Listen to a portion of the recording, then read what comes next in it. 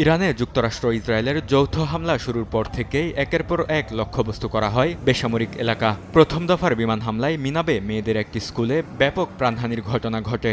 ব্যবসা স্থাপনার পাশাপাশি হামলা চালানো হয় শিক্ষা প্রতিষ্ঠান, হাসপাতাল সহ জরুরি পরিষেবায়।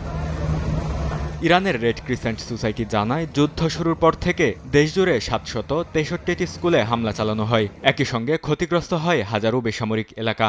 ২২,০০০-এর বেশি বাণিজ্যিক স্থাপনা এবং ৩২২টি স্বাস্থ্য ও মেডিকেল সেন্টার ক্ষতিগ্রস্ত হয়। ১৮টি বৈজ্ঞানিক প্রতিষ্ঠান সহ ২০টি রেড ক্রিসেন্ট স্থাপনায় হামলার কথাও জানানো হয়। জরুরি সরঞ্জাম সহ ৩টি হেলিকপ্টার, ৪৬টি অ্যাম্বুলেন্স এবং ৪৮টি জরুরি পরিষেবা দেয়া যানবাহনের ক্ষতি হয়েছে।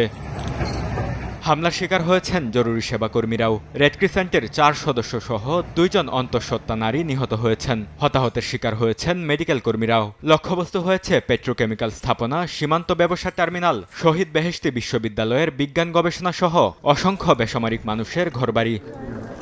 বরকতুল্লাহ, সময় সংবাদ।